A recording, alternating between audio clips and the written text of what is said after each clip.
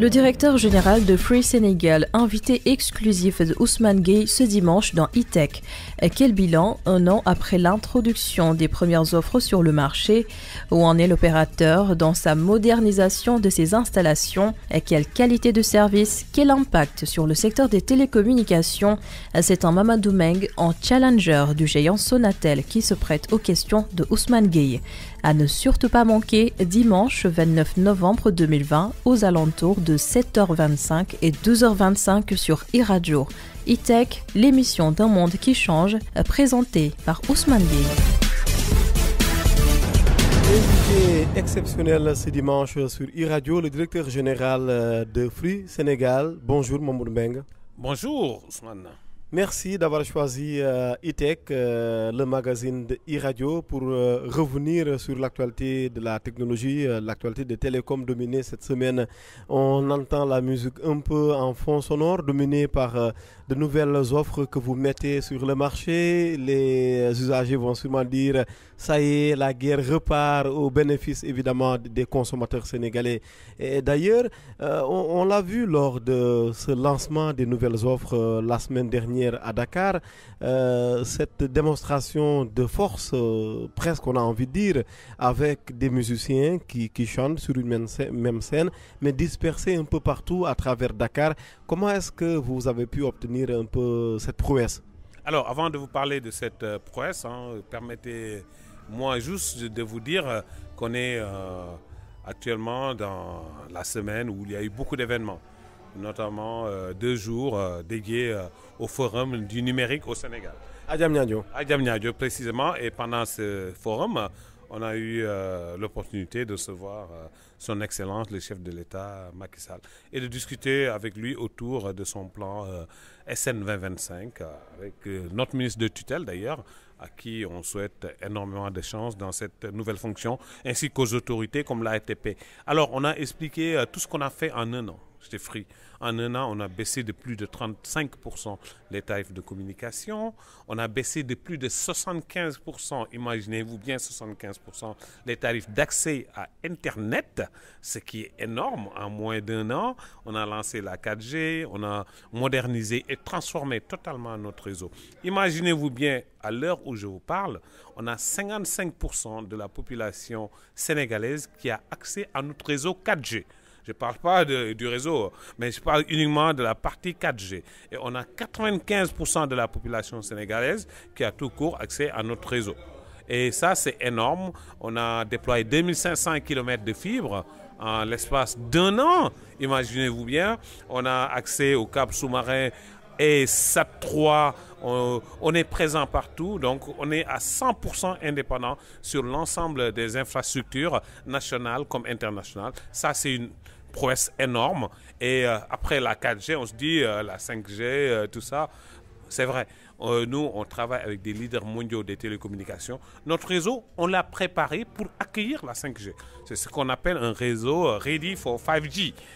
Il est prêt pour la 5G. C'est pourquoi on a voulu faire une démonstration d'un use case, d'un cas pratique de la 5G, en ayant un groupe donc qui est le Daradji, avec 2 chanteurs mythiques que sont Fada Freddy et Nongodi. On les a séparés pour une fois. On a mis Nongodi au C-Plaza et Fada Freddy au siège de Free, avec les musiciens aussi éparpillés un peu partout. Ils n'étaient pas intimidés un peu par cette prouesse à laquelle vous les prépariez? C'est la première fois qu'ils jouent séparés et de manière aussi synchronisée. Comme quoi la technologie, elle est formidable. Beaucoup de préparation, j'imagine, en coulisses? Non, pas forcément. Le partenaire Ericsson qu'on l'a fait, vous savez, Ericsson, c'est des Suédois, ils déploient des réseaux 5G partout. Notre réseau, aujourd'hui, c'est un réseau Ericsson. Donc, qui apporte toute la connectivité, la partie télécommunication. Et donc, ils nous accompagnent aussi dans cette évolution de notre réseau. Et donc, de manière synchronisée, quand quelqu'un joue de la guitare là-bas, l'autre joue à la basse ici, l'autre joue à la batterie, l'autre chante de l'autre côté, et tout est synchronisé. On a voulu montrer... À la seconde près. À la seconde près. En fait, vous savez ce qu'on appelle les temps de latence, c'est-à-dire d'attente. On est sur du 5 millisecondes, en dessous de 5 millisecondes. Tout se joue en temps réel. Et donc, c'était pour montrer une illustration de tous les cas pratiques qu'on va proposer à nos consommateurs lorsqu'on va commencer à avoir la 5G avec l'autorisation bien sûr du régulateur. Oui, de la RTP, ça c'est pour les applications dans le domaine musical, mais on attend aussi les applications dans le domaine médical avec les opérations chirurgicales à distance. Faites rêver un peu nos auditeurs. À quoi est-ce qu'ils peuvent s'attendre avec la 5G? Hier, j'ai eu encore l'occasion de montrer au chef Adiam Niadio d'autres cas pratiques de la 5G. Je lui ai montré par exemple quelqu'un qui est dans une ambulance qui est en train d'être transporté à l'hôpital. Et l'ambulance se connecte directement à l'hôpital et le médecin est en train de diagnostiquer la personne qui est dans l'ambulance et en temps réel, on diagnostique la personne. Vous voyez, en temps réel, on peut faire ce qu'on appelle de l'assistance en ligne, aussi bien sur la voix que sur la vidéo. Ça, c'est énorme. C'est une application en termes de télémédecine. Cette même application également, on peut l'avoir sur la partie enseignement. Un professeur émérite qui est à l'université de Yale, qui donne des cours en temps réel ici, parce qu'on aura une connectivité capable de pouvoir se synchroniser avec Yale. Les étudiants pourront suivre en temps réel, poser les questions, interagir. On peut le faire ici, à l'intérieur du Sénégal. Un professeur qui est à Dakar, qui pourra intervenir à l'université de Bambey, parce qu'on aura connecté ces deux sites. C'est ça les merveilles de la technologie. Et ça, je vous ai juste parlé de la partie téléenseignement, télémédecine. Je vais vous parler d'autres use cases, comme par exemple le futur port de Ndayan, où quelqu'un pourra être là et regarder tout ce qui se passe au niveau du port, aussi bien sur la partie sécurité, la partie logistique, de manière ludique aussi, quelqu'un qui pourra être dans un stade avec des caméras connectées, donc ce qu'on appelle les objets connectés, avec de la réalité virtuelle augmentée, et regarder un match de foot sans pour autant être dans le stade et être vraiment dans le stade de manière très virtuelle. C'est ça les prouesses de la technologie. Notre réseau est prêt à accueillir l'ensemble de ces use cases qu'on a pu montrer hier, à Diamniadio encore, mais aussi qu'on démontre aujourd'hui à ce qu'on appelle le Music Connect. Oui, et c'était comment la réaction déjà, avant d'aller plus loin, du chef de l'État Macky Sall au forum de Diamniadio? Très honnêtement, je tiens à le remercier le ministre de l'économie numérique, Yankhoba Diattara, qui a rapidement pris, comme le disait le chef de l'État, l'activité en main. Il s'est vite adapté, disons, à la... Mais il n'a pas le choix, la technologie va très vite. Non, ça va trop vite. Je pense que, et je suis très content de le dire, on parle de 5G ici, on en parle en Europe, on en parle aux États-Unis. Il n'y a pas de gap numérique entre le Sénégal et l'Occident. Et moi, je serai heureux le jour où je verrai qu'il n'y aura pas de gap du tout dans aucun secteur. On a même vu que, effectivement, que l'Afrique a dépassé l'Europe et le reste du monde dans le domaine de la monnaie électronique, par exemple. Absolument, je suis super heureux. Et c'est l'Europe qui copie même l'Afrique dans certains domaines. L'Afrique qui donne des leçons, effectivement. Il faut qu'on soit fiers de le dire. Aujourd'hui, nous, on a une solution qui s'appelle Free Money. Et grâce à Free Money, on peut faire énormément de transactions. Et on peut aller au-delà de tout ce qu'on fait aujourd'hui sur le transfert international, sur bien d'autres services de type 3.0 et que nos clients vont découvrir. Et tout ça va participer à fortement favoriser l'inclusion financière au plus grand nombre. Vous savez, le Sénégalais est plein d'imagination. Il a un génie créatif énorme. Et nous, Télécom, nous sommes un secteur qui doit soutenir cette créativité. On vient de lancer, par exemple, très récemment, une plateforme d'Open Innovation et en même temps un challenge qui s'appelle Free Innovation Challenge, qui permet justement de récompenser les jeunes créatifs, des startups, des PME, des PMI, et on offre des prix énormes. L'idée pour nous, c'est vraiment d'encourager le génie créatif sénégalais. Il existe et de pouvoir apporter notre savoir-faire technologique et commercial pour aider ces jeunes-là justement à rester ici au Sénégal, à travailler, à produire de la valeur plutôt que de prendre la pirogue. Justement, la réponse des opérateurs télécoms au phénomène de départ massif vers un meilleur espoir, les opérateurs sénégalais, ou en tout cas basés au Sénégal, disent quoi de cette situation? C'est justement pour répondre à cette situation qui est quand même désastreuse et qu'on déplore fortement qu'on met en place tous ces outils. On donne de la connectivité à tout le monde, un peu partout. Notre réseau, par exemple 4G, est présent dans toutes les régions, dans toutes les capitales départementales. On est là avec un réseau 4G. Et qu'en est-il de votre présence dans le monde rural? Parce qu'on sait que c'est le défi majeur aujourd'hui. Le monde rural, effectivement, il est énorme. C'est pourquoi souvent même... C'est un monde, comme son nom le dit. Oui, c'est tout un monde, hein, le monde rural. Et c'est un monde qu'on adore, qu'on aime. J'ai parlé tout à l'heure du réseau. Nous, ce qu'on a fait en 1 an, c'est ce qu'on avait fait en 9 ans avant. On a fait des pas de géants. Plus de 400 sites déployés en 12 mois. La 4G lancée. Et on ne l'a pas lancée à Dakar. On l'a lancée aussi dans les zones rurales. J'étais récemment, il y a juste quelques jours, à Tenkoto, à Tambacounda. Et là-bas, on a apporté la 4G. Et imaginez-vous bien, toutes les populations avaient des smartphones. L'Internet, ce n'est plus un luxe, c'est un droit. Et hier, j'entendais le chef de l'État qui parlait d'équité sociale. Nous, on est au cœur même de cette équité sociale. Oui, il aime d'ailleurs cette expression d'équité territoriale. Équité territoriale, équité sociale. Moi, je pense que c'est pareil. Et nous, c'est au privé aussi, de faire en sorte que ça se concrétise. Quand, par exemple, nous, Free, on amène le réseau 4G à Tenkoto, on démocratise l'accès au numérique.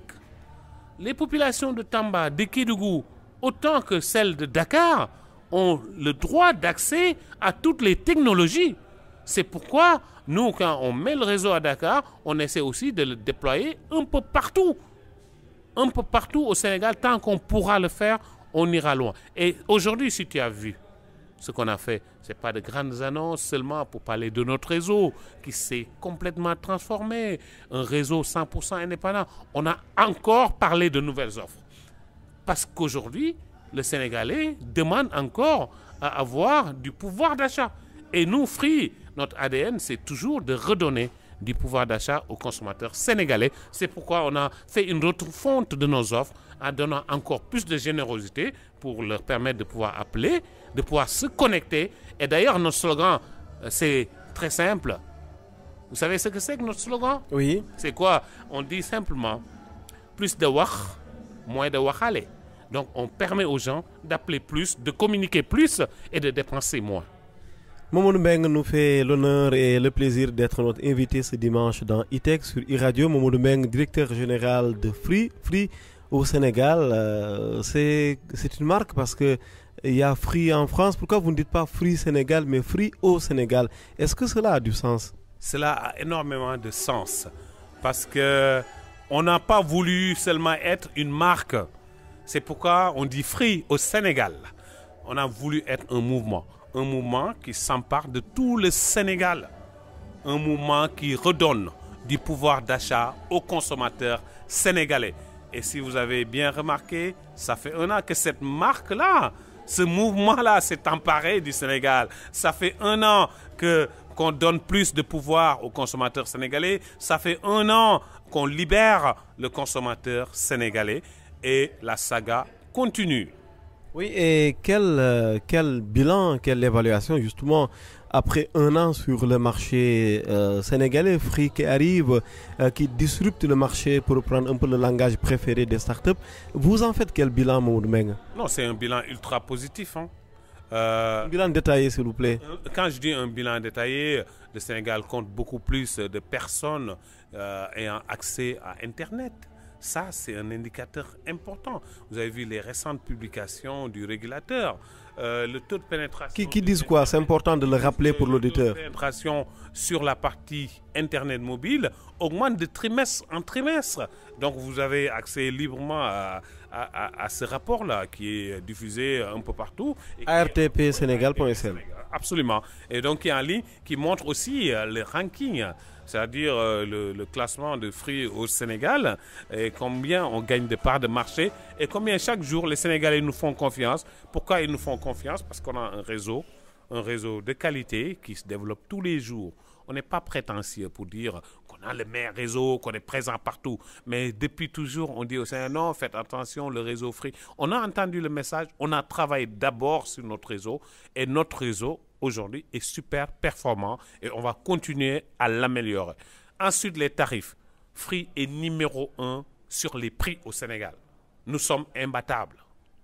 Il n'y a qu'à vérifier. Il n'y a pas mieux que Free.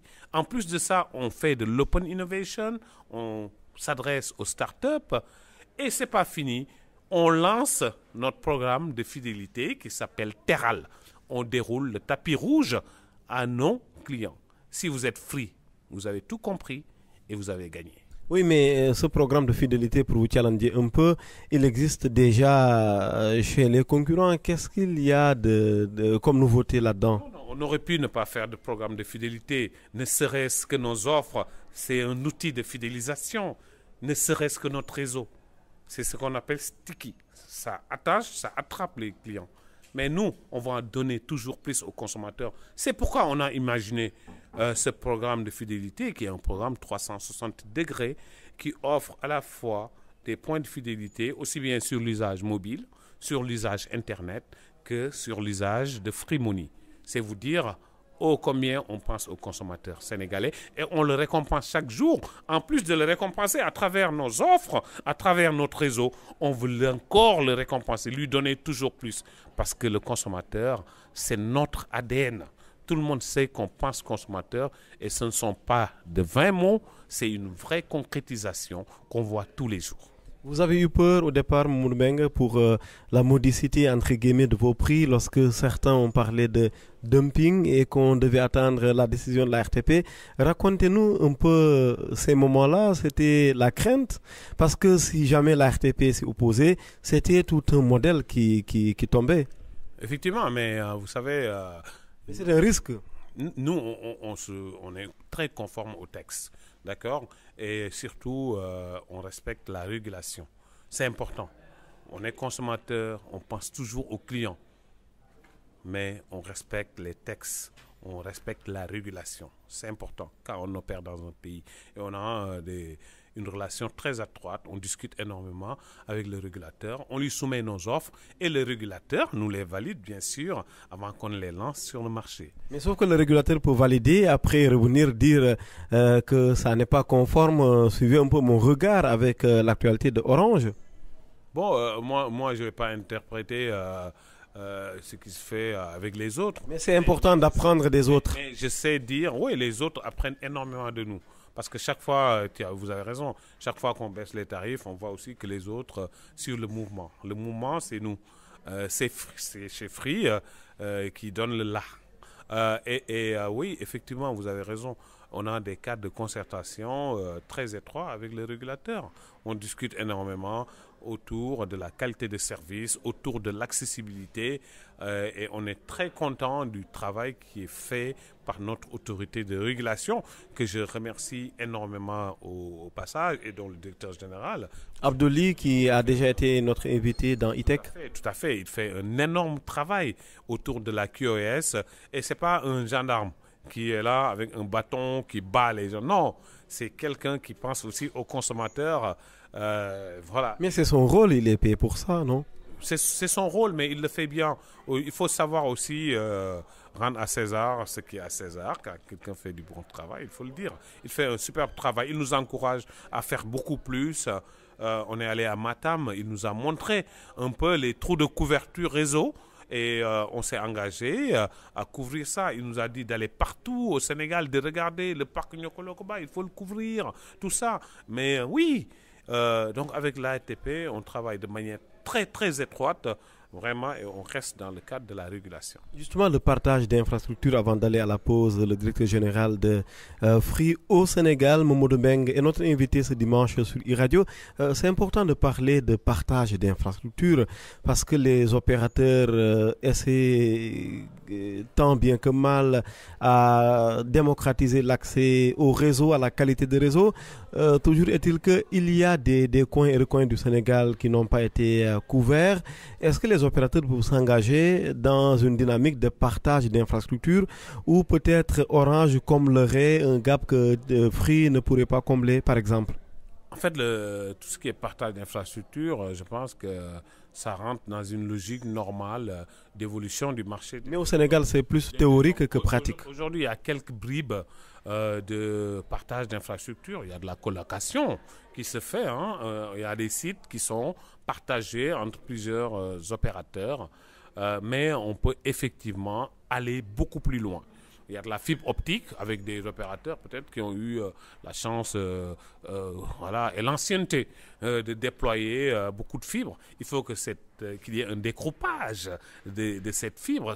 C'était le cas en France. Il y a eu dégroupage de la fibre et les autres opérateurs ont pu accéder à la fibre. Ça ne sert à rien que tout le monde se mette à construire de la fibre. Mais vous le faites déjà? Nous, on construit de la fibre, mais en même temps, on s'est rapproché, par exemple, de certaines structures comme l'ADIE pour voir dans quelle mesure on pouvait... L'ADIE qui a un surplus, au point de vouloir en revendre. Oui, pour voir dans quelle mesure on peut aussi offrir de la connectivité en se greffant sur cette fibre et cette infrastructure déjà existante. Je vous donne juste quelques exemples. Aujourd'hui, à l'aéroport, grâce à la fibre de l'ADIE... L'aéroport de Dias? Oui, Dias, grâce à la fibre de l'ADIE. Dans le cadre du projet Smart Sénégal? Absolument. Dans ce cadre-là, Smart Sénégal, avec un partenariat avec l'ADIE Free Sénégal, a pu déployer un réseau Wi-Fi ouvert au public à l'aéroport de Dias et dans bien d'autres quartiers en relation avec les autorités municipales. Le partage d'infrastructures, c'est plus qu'une nécessité. On ne va pas se mettre à construire des fourreaux partout, à creuser. Tout le monde creuse. À un moment donné, il faut que ça s'arrête, à la fois pour des raisons environnementales, mais aussi... Sécuritaire même. Sécuritaire, mais aussi pour des raisons de productivité, afin de pouvoir apporter encore plus de pouvoir, justement, aux consommateurs. Tout finit par le consommateur et tout se termine par le consommateur. Oui, et quel devrait être d'ailleurs, Mamoudou Mbengue, le rôle de la RTP? On sait évidemment qu'il y a un décret, si mes informations sont bonnes, sur le partage d'infrastructures au Sénégal, mais quel devrait être le rôle de la RTP pour que ce partage rentre carrément dans la culture des télécoms? Mais bon, je pense qu'il faut poser cette question au régulateur, pas à moi. Nous sommes... Vous êtes un acteur. D'accord, et on milite fortement pour encourager le partage d'infrastructures. D'accord. Après, je suis conscient qu'il y a des textes qui existent, qui sont à améliorer. Il y a des cadres également qui sont à améliorer et qui doivent évoluer dans le sens d'un meilleur partage des infrastructures de télécommunications au Sénégal. Il y a d'autres pays même où il y a des structures qui ont été mises en place uniquement pour gérer la partie partage d'infrastructures. Pourquoi pas? Mais tout ça, ça ne relève pas de ma compétence, mais c'est de la compétence du régulateur. Et je sais que c'est un sujet sur lequel on discute beaucoup avec les régulateurs. Et c'est un sujet qui verra de véritables enjambées très prochainement. On prolongera la question dans la seconde partie, mais je vous la pose très rapidement. Aujourd'hui, selon un communiqué de la RTP, les opérateurs dans leur ensemble, dans la totalité, avaient rejeté une offre d'expérimentation de la 5G. C'était quoi? Parce que c'était pas le moment? Non, pas du tout. On n'a pas rejeté. C'est un communiqué officiel de la RTP. Il n'y a pas eu de rejet. Peut-être que c'est une interprétation. Mais pourquoi rejeter l'expérimentation de la 5G? Bien au contraire. La 5G, c'est inévitable. Je vous ai dit tout à l'heure que nous sommes dans un pays qui est féru de technologie. On veut toujours être parmi les premiers. Et on a montré des use cases de la 5G tout à l'heure. Donc on va continuer dans ce sens. Et je pense que très prochainement, il y aura des fréquences qui nous seront attribuées définitivement. Et puis après... Ah bon, vous y travaillez déjà? Oui, on est en discussion préliminaire sur ce sujet-là. Avec la libération des fréquences de l'analogique? Bien sûr, en fait, il faut des fréquences pour faire de la 5G. Il faut des fréquences partout dans tous les pays, surtout en Europe. Il y a des fréquences qu'on dédie par opérateur. C'est pas que ça. Il faut aussi que le réseau soit ready. Nous, notre réseau est ready. Il faut des équipements télécoms à apporter au réseau. Il faut aussi des devices, des terminaux. Il faut de la connectivité. Donc, c'est tout un ensemble, en fait, pour aller directement dans une phase commerciale de la 5G. J'ai vu beaucoup de gens qui me disent peut-être que c'est prématuré, c'est précipité. On n'a pas encore commercialisé partout en Europe la 5G. Donc on entend des pays qui font des annonces, etc. Il ne faut pas se précipiter. Il faut prendre le temps de bien faire les choses et le faire avec le régulateur dans un cadre bien défini. Et c'est ce qu'on essaie de faire tous les jours. Mamadou Mbengue, directeur général de Free au Sénégal, est notre invité ce dimanche sur e-radio. Une pause de 25 minutes, le temps de laisser passer les dernières informations de ce dimanche et l'on se retrouve.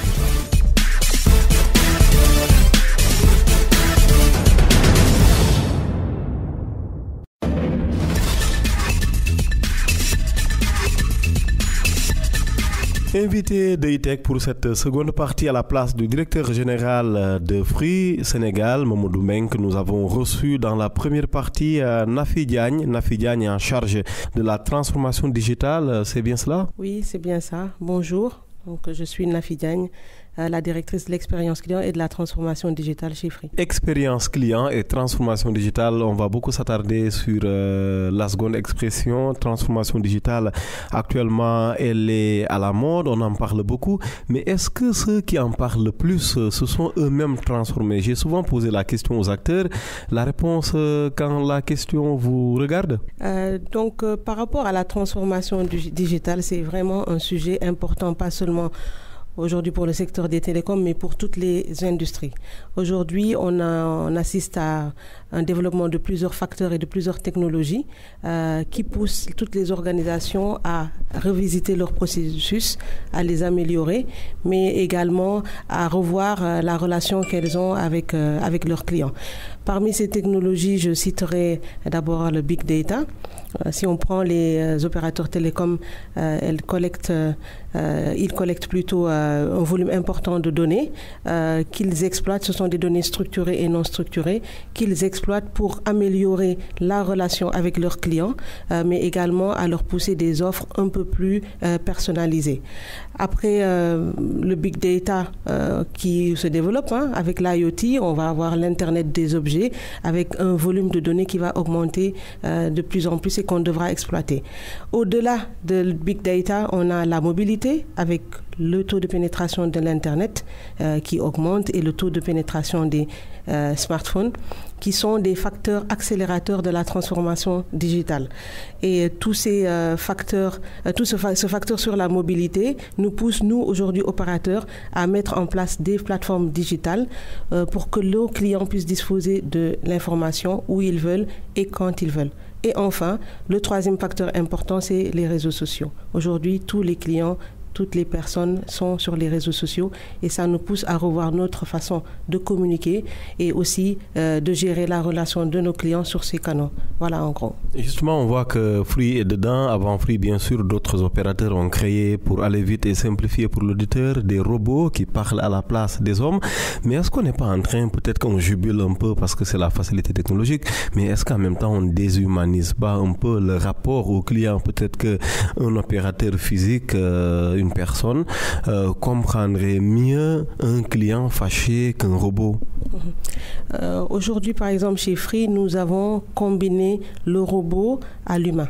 Nous avons notre community manager Maya qui répond à nos clients et internautes sur leurs questions. Et à côté de ça, nous avons lancé un WhatsApp bot, donc qui est un robot derrière, une émulation un peu du SSD. Donc c'est un mix parce que le niveau de maturité digitale est différent d'un pays à un autre. Donc on doit vraiment prendre en compte le niveau de maturité de notre population pour proposer ou du bot ou un agent, Maya par exemple. Oui, et les clients réagissent comment à ça? Oui, je pense qu'aujourd'hui, ils sont très contents de Maya. C'est une relation vraiment personnalisée qu'ils ont avec Maya et qui a vraiment permis d'améliorer la satisfaction de nos clients sur les réseaux sociaux. Vous en parlez avec le sourire, avec une certaine émotion, parce que Maya rentre un peu dans les habitudes de Free? Oui, tout à fait, tout à fait. C'est devenu un membre de la famille? Oui, c'est un collaborateur de Free, disons, c'est une collaboratrice, Maya.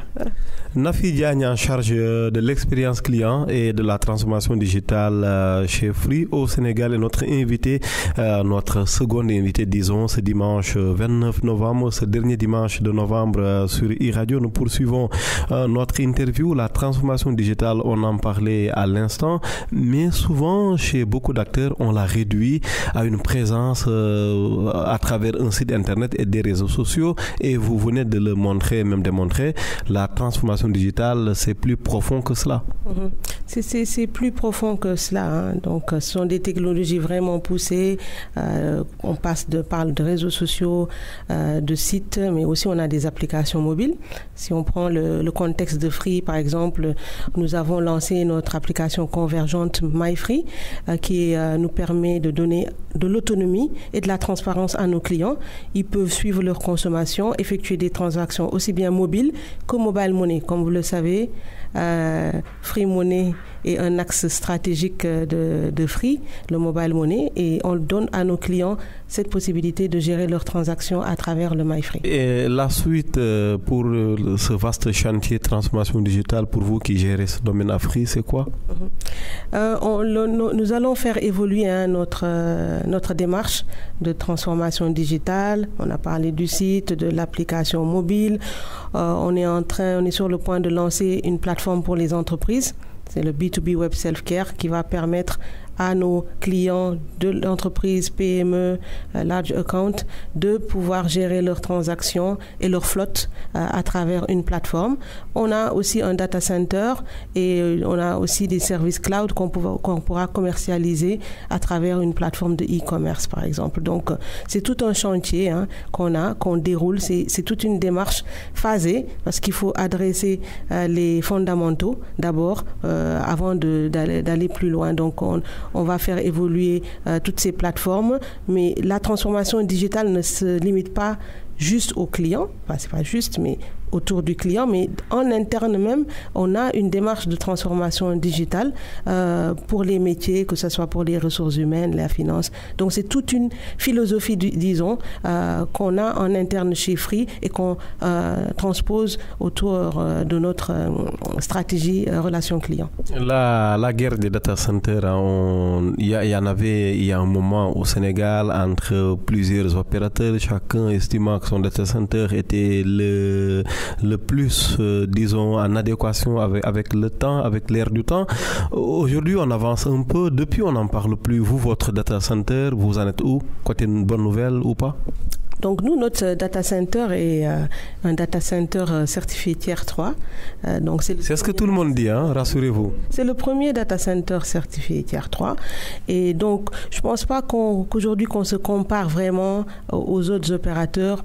On a vraiment une stratégie et on exécute sur cette stratégie en écoutant nos clients et en proposant des offres qui intéressent nos clients. Donc, par rapport au data center, on va proposer des offres IaaS, Infrastructure as a Service, Software as a Service.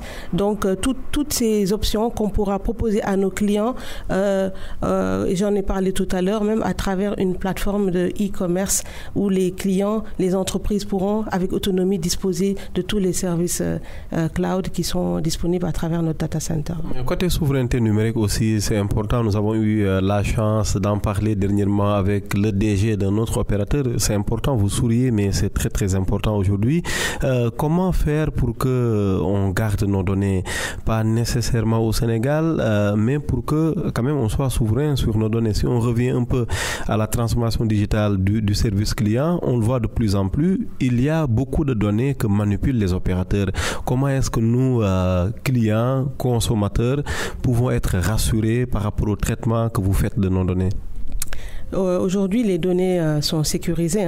Donc, on a même une entité sécurité au niveau de Free qui assure avec la CDP la sécurité de nos données.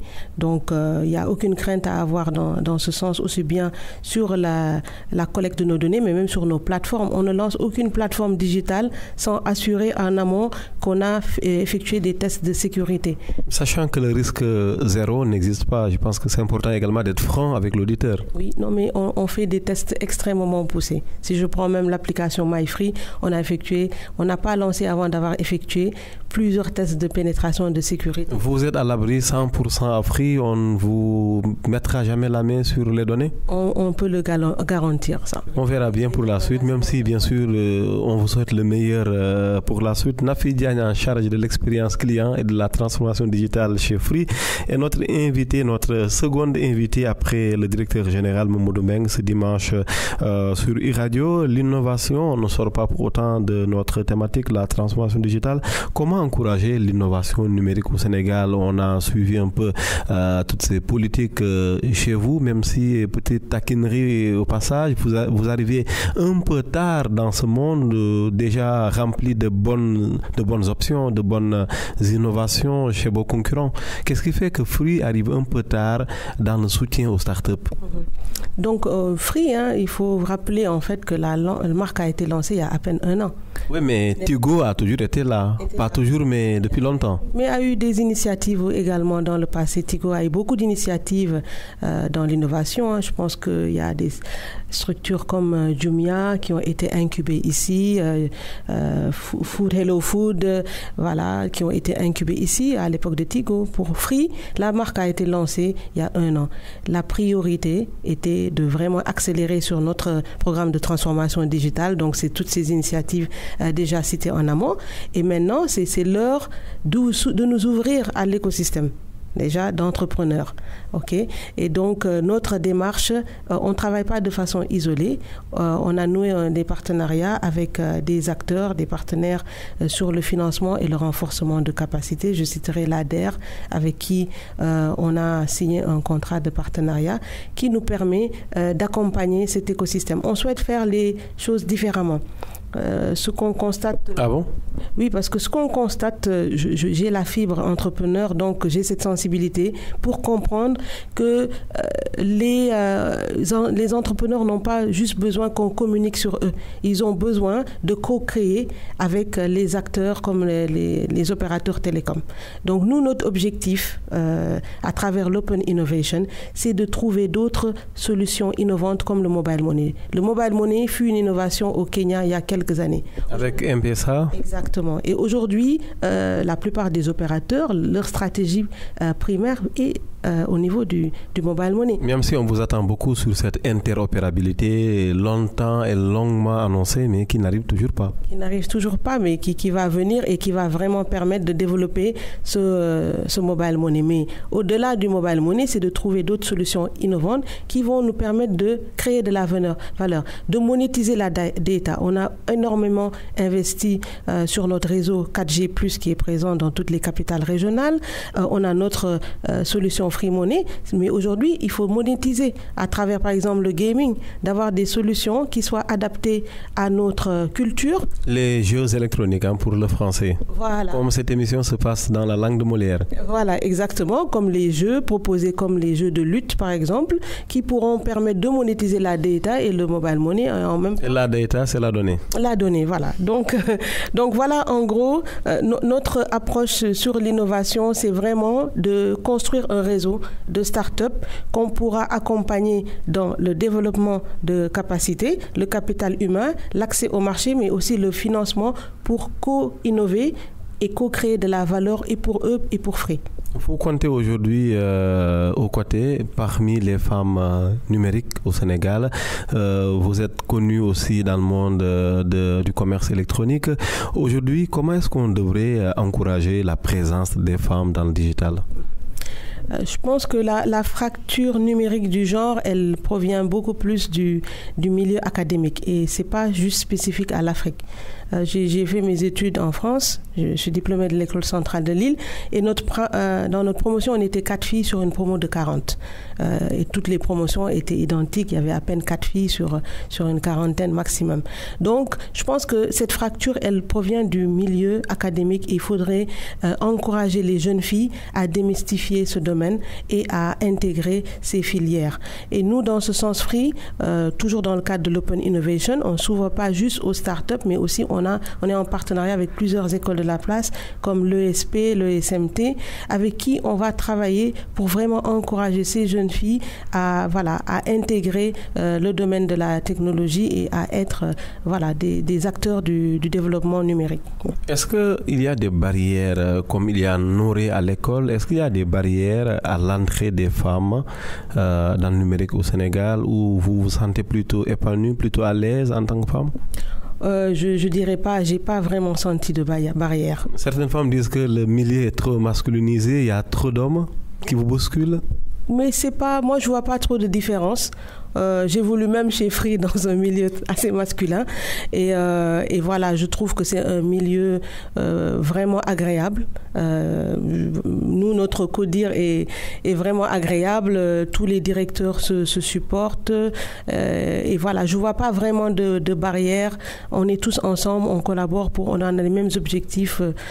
Donc je vois pas vraiment, j'ai jamais, du moins moi, senti cette barrière. Je pense plutôt peut-être au niveau de l'éducation des jeunes filles, les parents qui doivent beaucoup plus éduquer et encourager les filles à ne pas avoir peur des filières technologiques comme mes parents l'ont fait avec moi en fait.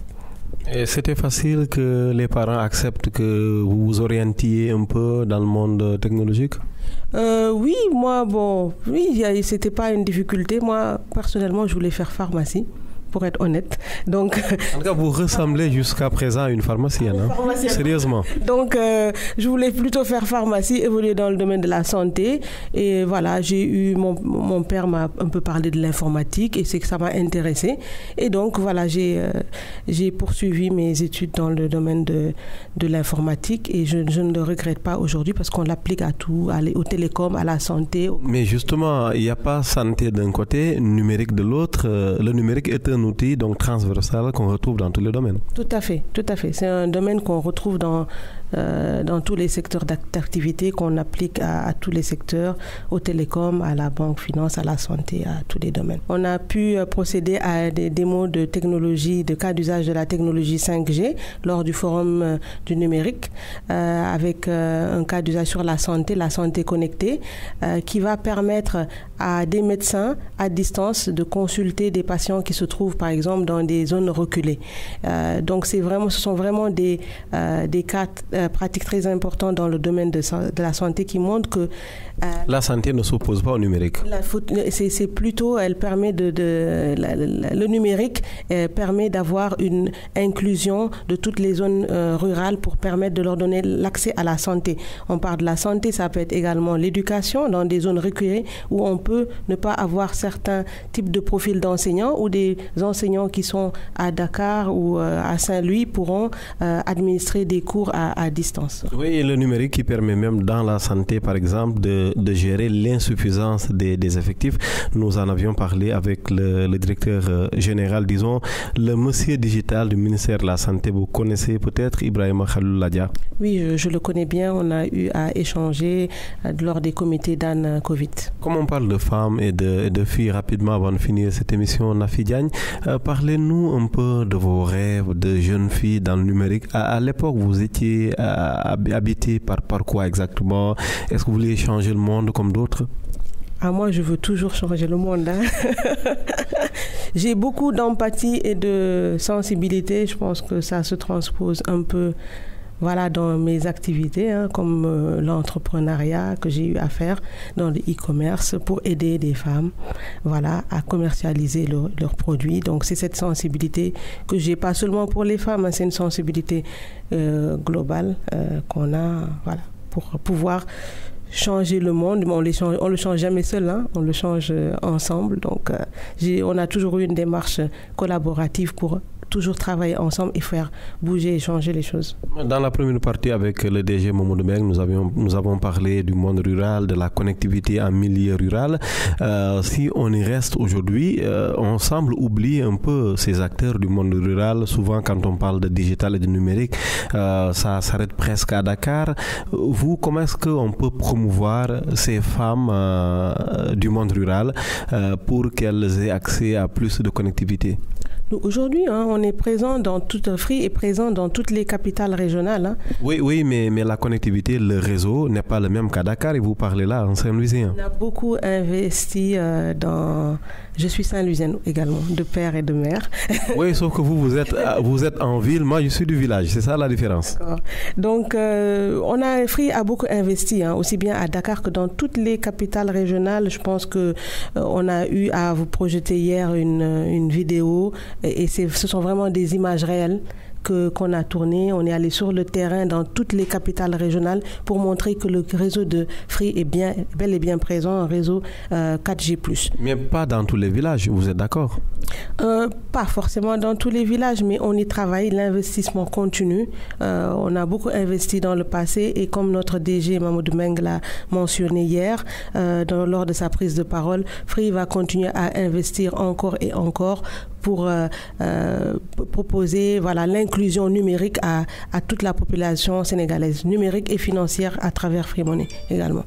Oui, mais il y a la barrière de la langue. C'est vrai que WhatsApp le fait souvent oublier avec les vocaux accessibles à tout le monde, mais la barrière de la langue fait que certaines femmes se sentent presque exclues. Vous devez connaître une femme qui gère la tontine, qui fait exprès de prendre la parole officiellement en Wolof pour aider ces autres femmes qui sont exclues du point de vue linguistique. Je pense que dans notre communication, on communique beaucoup également en Wolof. Et dans la prise en charge de nos clients aussi, on les prend en charge dans toutes les langues. On parle d'action pour les femmes exclues, une réintégration de ces femmes dans le numérique. Dans le numérique, ce sera à travers l'Open Innovation et le RSE. On a une entité RSE qui accompagne toutes ces femmes, aussi bien dans le numérique que dans le secteur non numérique, pour leur permettre de développer leurs activités et de créer de la valeur. Je rappelle juste que le challenge Free Innovation Challenge qu'on a lancé, avec une dotation de 10 millions, on va primer 3 lauréats, n'est pas juste dans le domaine du digital, mais aussi avec un impact social. Donc, on va primer des projets qui sont dans le domaine du digital avec impact social. Et bon, j'ai beaucoup d'admiration aussi pour ce projet de tontine. Que vous connaissez? Oui, que je connais très bien. J'ai échangé avec la dame lors de la semaine... Fatou Kiné Ndiaye. Fatou Kiné Ndiaye, lors de la semaine mondiale de l'entrepreneuriat. Et nous, notre objectif, c'est de travailler avec cet écosystème, aussi bien sur ce projet. Quand il dit tontine, il parle de mobile money.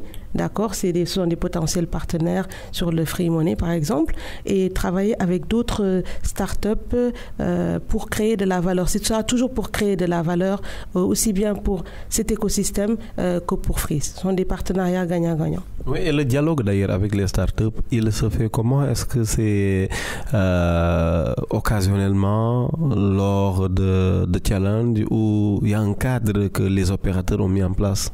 Qu'est-ce qu'il en est réellement?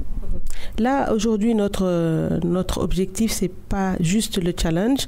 Notre objectif, c'est de co-animer cet écosystème à travers des prises de parole et des formations, des ateliers avec cet écosystème.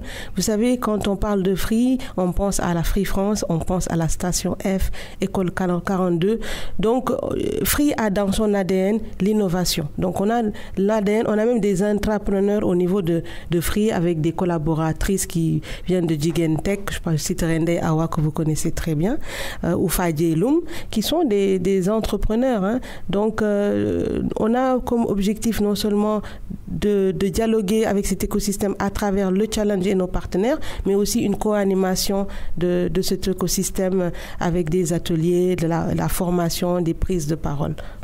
C'est bien vu dans les entreprises au Sénégal, les salariés qui entreprennent. Qui entreprennent ici non, il n'y a pas de problème par rapport à ça. C'est même encouragé, c'est ce que j'ai compris. Je pense que c'est pas spécifique qu'à Free. Dans d'autres organisations, il y a des salariés qui entreprennent. Ils encouragent l'entrepreneuriat. Disons, ça s'appelle l'entrepreneuriat. Oui, entreprendre au sein de son entreprise. Est-ce que c'est quoi le message d'ailleurs aux entrepreneurs? Parce qu'on parle beaucoup du salariat comme étant quelque chose qui bloque. Je fais exprès de poser la question à une salariée de Free. Vous en pensez quoi? Aux salariés qui... Les salariés qui entreprennent, on conseille souvent aux jeunes d'aller dans l'entrepreneuriat et de s'affranchir du salariat. Vous en pensez quoi? Bon, moi, ce que j'observe de l'écosystème, ils ont beaucoup de problèmes de financement souvent. D'accord, et parfois c'est très difficile d'entreprendre, de ne pas avoir ce financement parce que souvent les entrepreneurs ont des projets qui se limitent au Sénégal, donc le marché est très petit, ils ont du mal à se développer, contrairement à des startups qui sont au Nigeria ou autres. Donc c'est très difficile souvent pour ces entrepreneurs de juste se limiter à leur projet. Moi, dans mon cas, je suis salariée de Free, je suis fondatrice d'une plateforme de e-commerce que je ne gère pas, qui est gérée par d'autres personnes. Donc, je suis à 100% dans mon métier de chez Free. Et voilà. Et d'autres personnes gèrent ma plateforme de e-commerce que j'ai créée et avec d'autres personnes, parce que c'est une plateforme avec d'autres associés, plus l'ADER qui est aussi investisseur de cette structure, etc. Voilà. L'ADER qui est partout, elle est pourvoyeuse de très bonnes nouvelles, il paraît. Dans le cadre de notre collaboration avec Free, je dirais oui, parce que l'ADER a aujourd'hui toute cette base de start-upers, donc ça nous facilite la communication avec cet écosystème et en même temps, nous, de l'autre côté aussi, on essaie de trouver d'autres projets à travers les écoles où on a beaucoup de personnes qui développent de belles idées. Donc, on travaille avec l'ADER et avec les écoles pour pouvoir dénicher les solutions innovantes qui vont nous permettre de créer de la valeur. Nafi Diagne, merci beaucoup. Merci à vous. Seconde invitée de e-tech, Nafi Diagne, directrice de l'expérience client et de la transformation digitale à Free Sénégal. Merci infiniment d'avoir été doublement notre invité ce dimanche avec le DG. Rendez-vous la semaine prochaine. Excellent dimanche et excellente semaine.